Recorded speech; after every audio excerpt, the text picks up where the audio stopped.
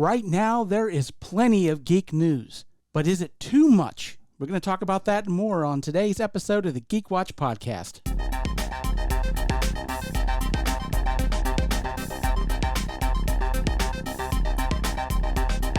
This is the Geek Watch podcast with Brian Hatcher and Mandy Petrie.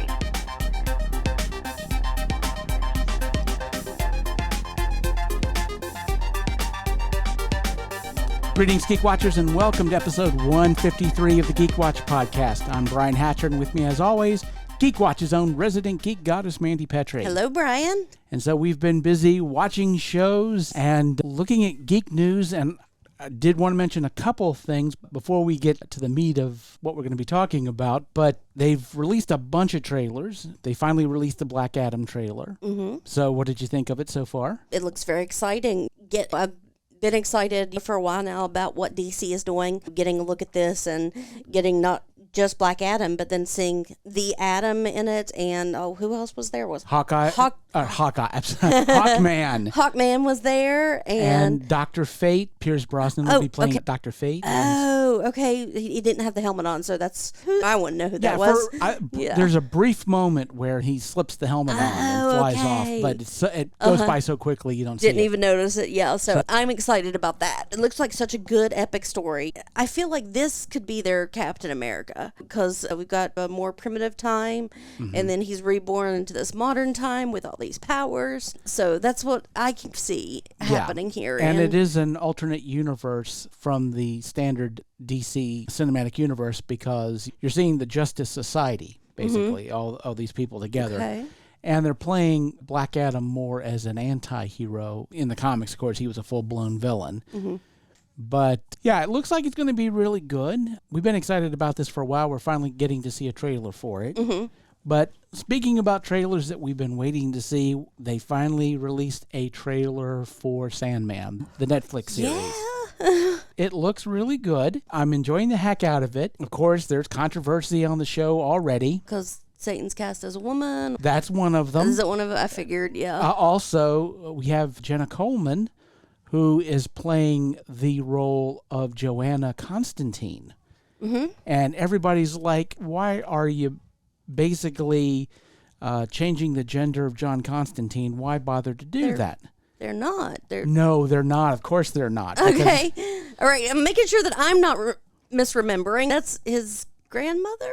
Yes. I thought so. Okay. Although they're basically bringing her forward in time a bit, and she will be doing a lot of stuff in the comics that John Constantine did.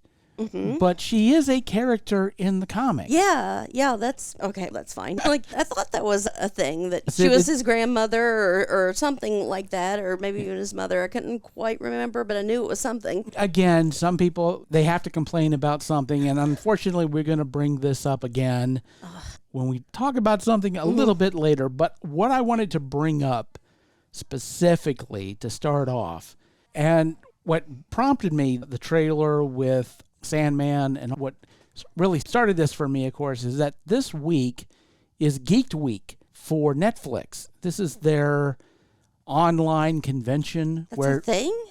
Yeah, I've never known this. Yeah, I don't. This is really only like the second time they've done this. I think we may have mentioned it a little bit last year. Really? I don't remember this at all. Yeah, well, here's the thing, okay? It's still going on because basically they post a video every day during the week to talk about the stuff that's going to be coming out on Netflix. Of course, Sandman, they were going to talk about that. There was a bunch of other things that have been brought up. For example, Guillermo del Toro has a horror anthology series called Cabinets of Curiosities that's going to be coming out. I think I have heard of this. Yeah. And maybe they had a teaser or something for it, or...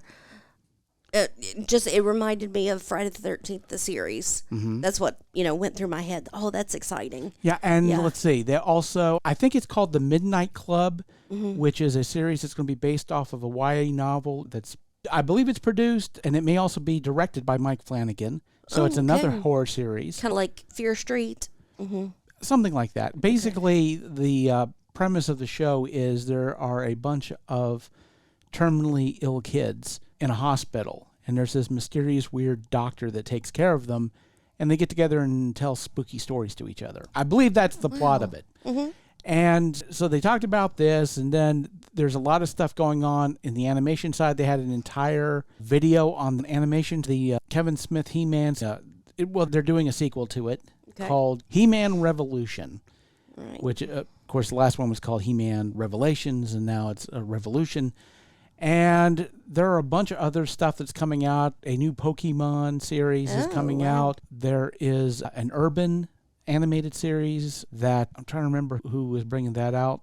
That's coming out. There's going to be a new Ghostbuster cartoon that's going to be coming out.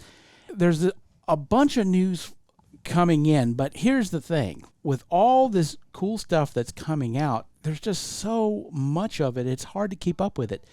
These videos are like 2 to 3 hours long. Oh my gosh. I mean, longer than the shows. Yeah, every day they're 2 to 3 hours long. And I guess I've only seen teasers. Tim Burton Wednesday, get to see the little hand turning around for Thing, and that's it. That's all I've got. Yeah. Which is another Netflix show. Mm-hmm. They're coming out with so much content. Again, it's 2 to 3 hour long videos on YouTube every single day. And again, like the reason that I know about the He-Man series is I was scrubbing through the video trying to just get little bits of it because honestly, we all, as much as it might be hard for you to believe, have a life. So I don't really have 2 to 3 hours to go through this. Now, if maybe over the weekend we have the time to scrub through all this stuff and maybe find stuff that's interesting, but there's just so much of it. It's feeling that other YouTubers will do that for us. They'll do. Let's do highlights from the He-Man special, and let's. Well, that's a good. I would think that might be a possibility, except that I haven't seen anybody doing it so far. Again, because having to scrub through 3 hour video, it'll be 15 hours worth of content, and looking at it, look how long that Comic-Con is. But at the same time, you're also getting to hang out and go to the dealers' rooms, and you're getting to meet people. There's that excitement to it. But there's a 6 hour supernatural panel, but you have people shifting in and out of it. You get to hear from this actor, and then you get to hear from these producers, and then you get to hear from the writers, and then you get to hear from more actors. Yeah. So it's not, just one sitting. And again, it's in a real sense, this week is geared to all the really cool geek stuff that's coming out. But there's just so much stuff that's out there. And of course, it's not all going to be for everybody, nor do I think it should be.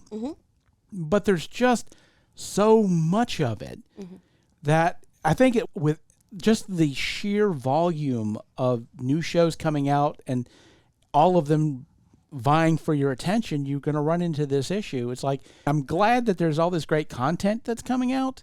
Not that I could possibly watch all of it. Right.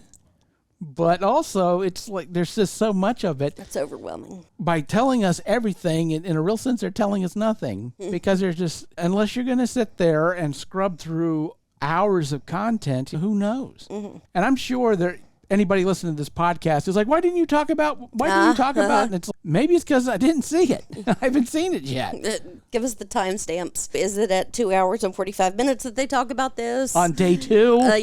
Give us a little more. Yeah. I'm glad that it's going to be out there. I'm glad that there's all this really cool stuff coming out. And maybe eventually we will get around to watching all of it. Speaking of some of us being able to watch stuff and some of us not being able to watch stuff, normally I'm the one who's caught up on everything, but you got the jump on me on a couple of shows. So Insomnia helped out with that. Well, I'm sorry and happy for you. But at this point, you're caught up on The Boys? Yep. I am caught up on The Boys, and I don't want to go into spoilers because I know you haven't watched it since season 1, but I understand how, everything was leading up to this season. It's less explosive and more subterfuge, and that's really exciting. And a show like this, it's hard to say our heroes and villains, so we have to say our protagonists. Our protagonists are put into very difficult situations that they can't necessarily get out of without causing damage. It's really exciting to see, and I'm really enjoying it. Yeah. Yeah. Now, again, I've been avoiding spoilers, and I do need to get caught up. But my understanding is this is the last season. Now, have you watched all the shows at this point? The animated, no, just I was talking just about live action boys. I may be wrong about this, but from my understanding is I don't think it was the boys. I think it was maybe Stranger Things where they showed everything but the last 2 episodes. There is a split. They've called this Volume 1, and then we're going to get Volume 2. So I believe it was 7 episodes. So that's for Stranger Things. Yes, for Stranger Things. So I've seen the first 7 episodes of this volume of season 4, and then on July 1st we're going to get the rest of it. So I don't know if it's 8 episodes or 10 episodes exactly what we're getting. Okay, before we'll talk about Stranger Things for here in a bit, but I did want to go back to the boys for just a moment. One of the things that I've been hearing is that the violence and the just messed up stuff has been ramped up in a huge way. Yeah, everything you thought you saw, and as you saw the first season, you saw the girl getting basically exploded by a human running into her. Yeah, and I saw Death by Snoo Snoo. Yeah, it's so much worse. Think Death by Snoo Snoo plus exploding. So far in these first 3 or 4 episodes, I can't exactly remember. Has this driven Supernatural away from you, or are you still seeing Supernatural, or still thinking about it when you're watching The Boys? Because of course we have not seen much of him yet. We have seen him in flashbacks. So we have not got to see Jensen Ackles as the soldier boy, as our Captain America. We have seen of him. He's really, really very much an asshole. It's easy to not see Supernatural in it. Completely different person, speaks differently, and we've only seen him in a mask. So, yeah, just a few flashbacks. We haven't seen him present day yet. So we've seen 1980s Reagan era sexism and racism from this guy. Not that we're not going to see that when he wakes up in the 21st century, but we'll get to see that soon. As I understand. Yeah, it doesn't seem like there's going to be as much of a culture shock as perhaps we would like there to have been. Now, I've been avoiding spoilers as much as I can, but I did see the snippet of a bit of an interview where they were interviewing Jensen Ackles, and apparently there was something that was in the script that he was like, I can't do that. I simply cannot do that. I have seen him and Carl Urban with their cute little bromance riding around in rickshaws and stuff. It's really adorable. Yeah, apparently there was something that he put his foot down about. Now, whether Carl Urban was able to talk him into actually doing it, I don't know. But yeah, apparently. I know from the comics there's some pretty sick stuff that happens with Soldier Boy and Homelander. Yeah. So I'm wondering if that would be it. Well, again, like I said, they didn't really. I don't even think in the interview they wanted to spoil it, assuming that eventually they were able to talk him into doing it. Yeah, but at one point he said, I can't, there's no way. I know it's a role. I know I'm just being an actor, but there's a line. And if there's not a line, this is where I'm putting it.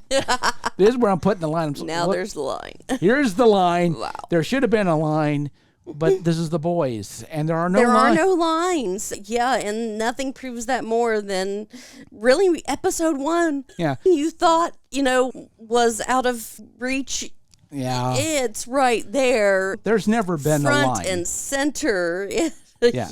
Yeah, there has never been a line to the show, and even if there were even the smallest hint of a line, it wouldn't be a straight one.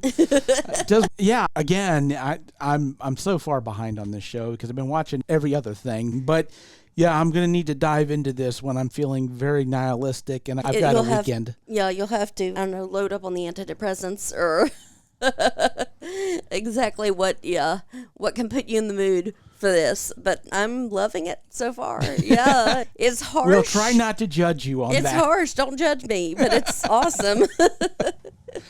Okay, so let's talk about Stranger Things. I have seen the first season of it, and I still got things to catch up on. This is going to be the final season, and as you were saying, they're dividing it into 2 sections.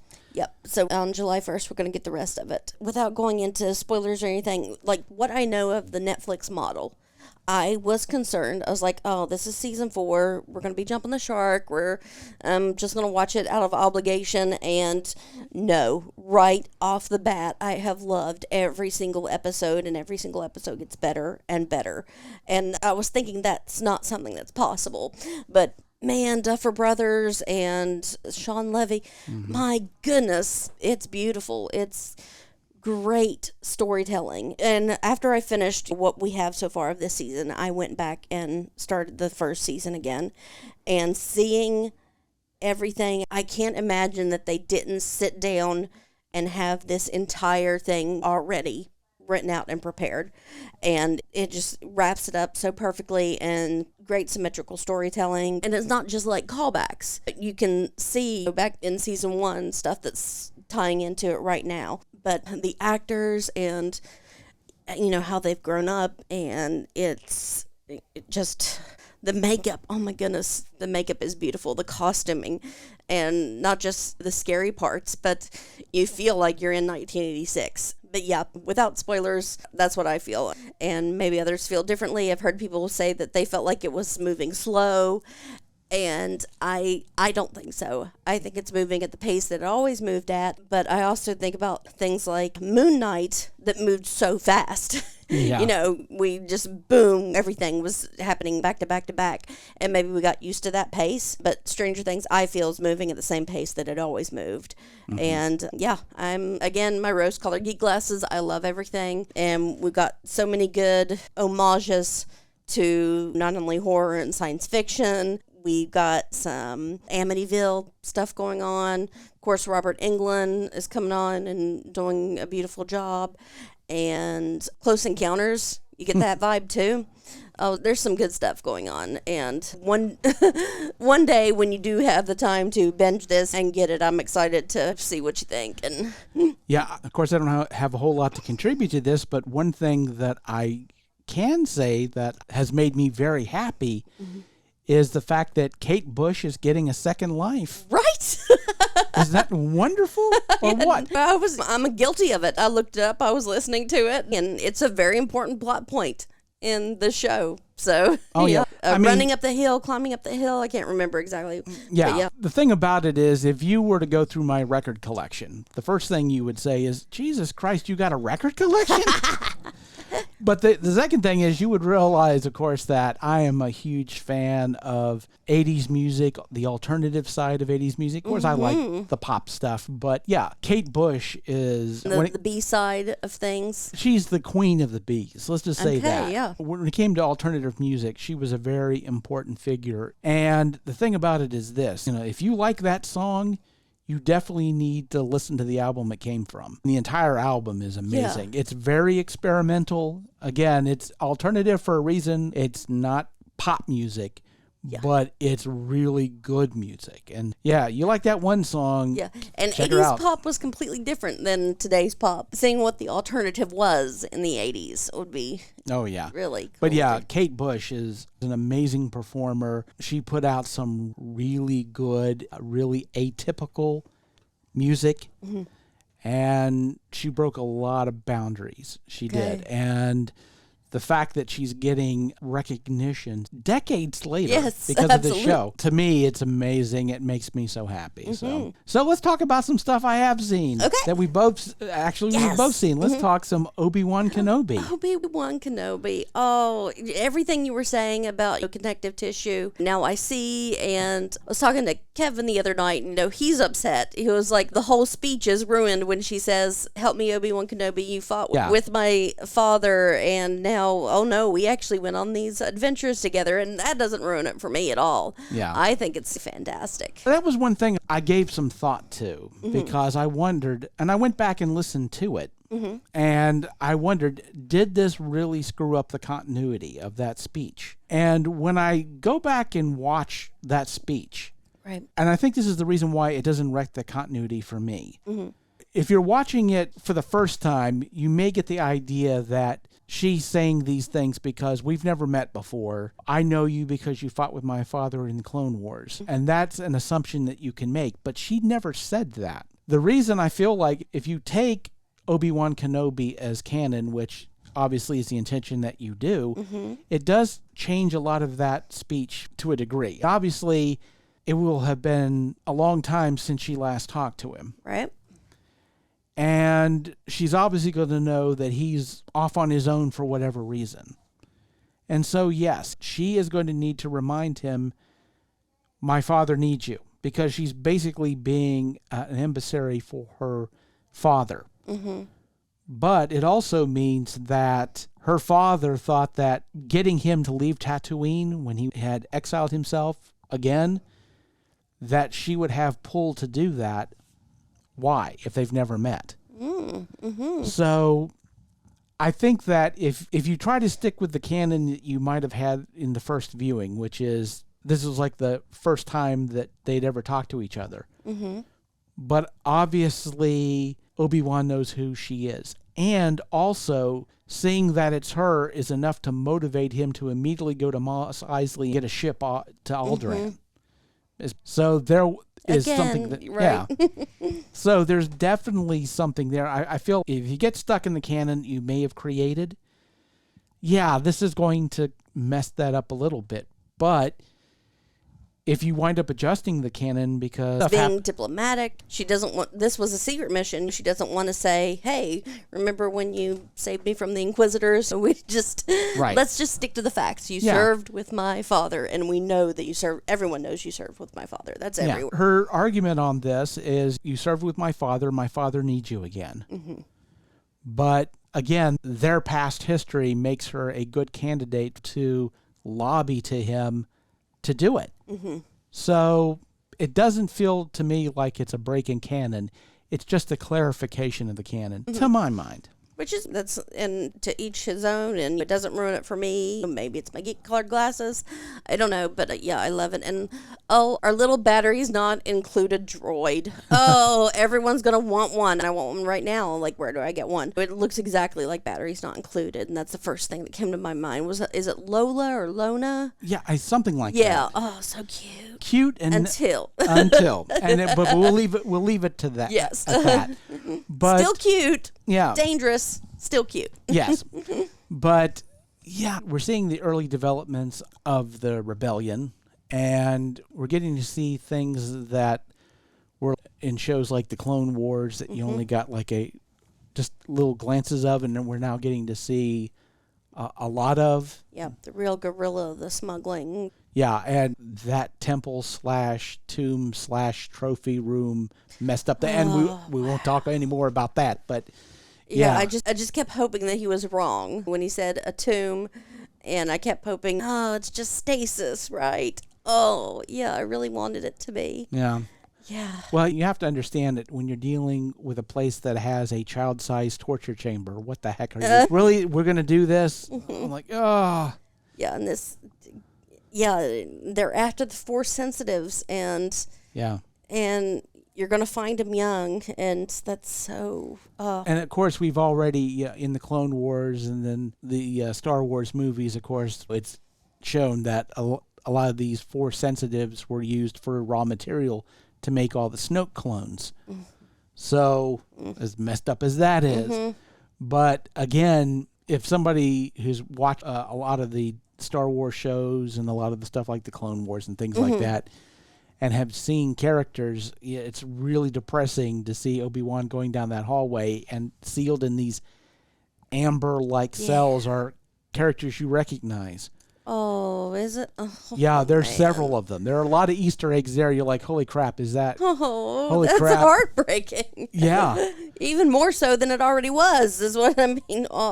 Oh, yeah. And then there's the one shot that I don't even want to talk about because I don't want to spoil it. But it's like just when you think it gets bad, then suddenly, hey, let's make this a whole lot worse. So, yeah, just horrible. But we got 2 episodes left from time of recording. So things are going to get really bad, obviously. And... I'm not sure where all this goes. Obviously, they've left things at a bad place, but we got 2 more episodes. And again, it's very similar to my mind as Moon Knight, where after their 4th episode, you're like, where? How are you How's it going to get any Yeah, is it going to get worse? And then how do you wrap all of it up? But, of course, in Moon Knight, I felt they did a really good job of wrapping everything up. But I guess we'll see. We shall see. But we got to definitely talk about Miss Marvel. We can go a little bit happier now. Yeah, we can in fact do. So, what did you think? I don't even know where to start with this. Oh, it's great. I love it so much. And being a nearly 40-year-old woman, the Marvel character that I would most relate to should not be a 16-year-old girl, but everything, man. The sitting there trying to listen to her counselor and all this stuff is flying around, and I love the little animation all around. It feels very, very Doom Patrol, Danny Street. That's what everything. I'm not even watching what the live characters are doing because all this great animation stuff is going on. And man, I've only watched it once, but I could go back and watch that 7 minutes we get in Avengers Con over and over again, and I know that I'd see something wonderful and new every single time. And I love it. I'm excited for it. It pays such good homage to that culture, that family culture, without being any kind of not being insulting to it. Like, this is what we expect of you, and this is how you're going to make, the world better, is by being a good person and respect for your family and for your sibling. I really did appreciate that a lot. And I love the Hulk Curtis. I cannot wait to see those. I can't wait to see cosplayers make those that Abu was wearing and the one that Mom made for her, and it's great. I can't. Yeah, I'm so happy with it. Oh yeah. Well, I love the style of it. And of course, the writer/directors of the show, they're going to bring a lot of authenticity to the show, but you can also see their inspirations from Spider-Man Into the Spider-Verse. They admit that they loved that and wanted to bring a live-action version to life, and they certainly have. I love how that all ties in. I love all the characters. They're amazing. Kamala Khan, she's fantastic. And certainly if you've ever been a geek who has had to deal with just the stuff you have to deal with in high school, which, again, with a little bit of controversy that's been going on, in fact, on IMDb, there have been critic bombs that have been thrown at this show. These people. Grief. And again, you have a certain group of the fandom who's like, this thing's not geared toward me. That sucks. Go watch all the 75 other things that are geared towards you. First of all, say you have this restaurant that makes just absolutely the best steak. You love the steak every time you go. It's so tender. It's delicious. The sides are fantastic. The baked potato is sublime. Sometimes instead of getting that, you get the broccoli that's been roasted and seasoned with olive oil and salt and pepper. And it's great every time that you have it. The bread is fresh and warm. The steak is wonderful. You don't put steak sauce on it. It's the best steak you've ever eaten in your entire life. And you continue to go. You love going to this restaurant and eating the steak, but then you go up on Yelp and you give it a 1-star review because they also serve fish and you just can't stand fish. Then don't order the fish. Right. Eat the steak. Again. That's exactly. Every other time, that's fine. Yeah, there's so much stuff for Marvel. Just because there's a show that's being geared to a different part of the fandom that you don't feel like you're a part of, there's nothing wrong with that. But here's the other thing, too, is I feel like it is geared to the entirety of the fandom because what Kamala Khan goes through in her high school, we've all gone through. All been through that, yes. And what she's going through with her family, the pressures, we've all been through that. And yeah, it's a Pakistani family, but it's a human family. It is, yeah. And going back to the costumes you were talking about, the Hulk costumes, gorgeous, but at the same time, what an interesting scene because you sympathize with Kamala because it's like, I don't want to hang out with my parents. But then you see the heartbreak of her father and her mom. All the hard work they put into those. And so she could go and she just, and he was heartbroken about it. Not because he's some big fan of the Avengers or anything like that, just getting to spend time with his daughter. Yeah, and in something that she loves. And we all who have now grown, that's the point where we get mad at her. Like, just look, he wants to go with you and he wants to spend time with you. And we get angry at our protagonist, and that's okay. It makes them more human. They make mistakes. She made a mistake, but yeah, it makes it so real. Even in the show, I love the bully. We're supposed to hate the bullies. I hate the bullies in Stranger Things. I hate the bullies in almost everything else. I love her. She's adorable. Yeah, because the thing about it is when she's at school, she's this bully and she's the popular kid. But in a real sense, she's as much of a geek in her own way. Because she is there at AvengerCon. Mm-hmm. Which, now here's the thing. Did you notice where they were holding AvengerCon? Some kind of camp? Yes, but not just any camp. The camp where Captain America... Aww. Yeah, that is awesome. So they decided, hey, let's have it there. And of course, if you remember the Winter Soldier, it was abandoned. But apparently that they rented it out. Again, a nice little Easter egg. Yep. As soon as we're walking in, we're singing "The Star Spangled Man with the Plan." Yeah, there were so many great Easter eggs. That scene just the animation at the beginning with Kamala Khan's. It's technically not YouTube, but her internet video that she did. Mm-hmm. And I love how she's planning on a 2-part expose that she suspects that Thor may be a gamer. Yes. So I love how they just brought that in. Yeah. There are a lot of great little Easter eggs like that. And of course at AvengerCon, the T-shirt that had the cartoon Captain America who's, looking over his shoulder and he's got the big cartoon butt. And it says, "You're welcome, America." That's America's ass. Yep, there you go. And the other T-shirt says, "I can do this all day." From the musical. From the musical. Yeah, and there's a lot of great little Easter eggs. And I know some people were a little bit upset that her powers are not the same as they are in the comics. It's not Terrigen Mist, and she's not controlling her body mass. It's more of an energy-based. Mm-hmm. But I actually like this a little bit better because it's flashier. But the other part of it, too, is that because of the way the powers work, because it comes from this bracelet, it ties it more into her Pakistani roots. Yeah. And obviously, was it her grandmother or her great-grandmother had these powers? Her mom's trying to hide it from her, and I love that. I can't wait to hear those origins. Yeah, because obviously she knows more about this than she's letting on. And you got to stay out of this fantasy world, and obviously these powers tie into the fantasy. And also I feel was the embiggenment, how did you say it? The embigging. The embigging. It's already, we got Scott Lang. We got Ant-Man to do that, so let's have this kind of... It's closer to Doctor Strange, being able to create these powers, create these stepping stones. But the whole embiggening thing, it's where parts of her get bigger and smaller. And maybe you could have made that work on television, although it's very easy to make that look cheesy and weird. Mm-hmm. But I love the fact that it's more tied into her Pakistani background. And also, I'm going to double down. After seeing this bracelet, I do think that we're going to find out that the origin of this thing, its technology, its powers, come from the same place as the 10 rings.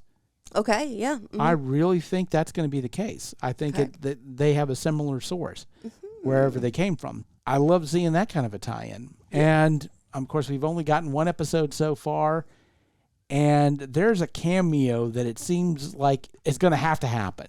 I'm going to be very disappointed if there's a certain character that doesn't show up in this show Carol Danvers? Yeah. Yeah, right. You think that it has to happen. She's going to have to show up eventually, I would think. I would hope so, but I guess we will see that for sure. But, oh man, this one episode was just, I love the heck out of it. Mm-hmm. So yes, I'm officially a brony. And I got no problem with it. Yep. Where does it go from here? Now, did you see the after credit, the mid-credit scene? Yeah. Have we seen these people before? One of them you may have seen. Okay. I know I have seen. Okay. But for you to have seen it, you would have had to have seen Spider-Man No Way Home. Okay, no. Or at least the trailer. When Peter Parker is arrested and he's being interrogated, it's the same guy. Okay. So the cop that was interrogating Peter Parker is the one who looked really concerned when he saw So cop in video. quotations. We don't know that this guy's actually a cop. He certainly seems to be one, but obviously there's something more going on here. Yeah, definitely. There's something. But that's the other thing, too, is that Miss Marvel and Spider-Man No Way Home, they were shooting on the same set.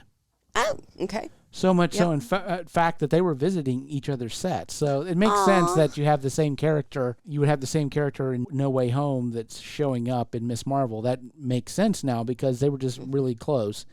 They were nearby. And also, of course, Tom Holland had to go on to the Avenger Con set. Oh. So which he just loved. So Tom Holland's been on that set. I don't know if he was, He was there dressed as Spidey, or if he was. Yeah, but yeah, he was on that. He was definitely on that set, and which was just a gorgeous set, obviously. But man, there's just so much that you can do with this show, and I can't wait to see what happens next. We shall see. And so with that said, we come to the end of episode 153. Thank you for listening, and tune in next time for the latest in geek news and views with the Geek Watch podcast. For Mandy Petrie, this is Brian Hatcher, reminding all the Geek Watchers out there, we're all geeky about something. Be proud of yours. See you next time. Thank you for listening to the Geek Watch podcast. If you enjoyed this program, don't forget to subscribe on your preferred platform and share this podcast on your social media. For links to all the ways you can listen to the Geek Watch podcast, as well as leave comments and suggestions, visit our website at geekwatch.net. The Geek Watch podcast is a Hanging J production.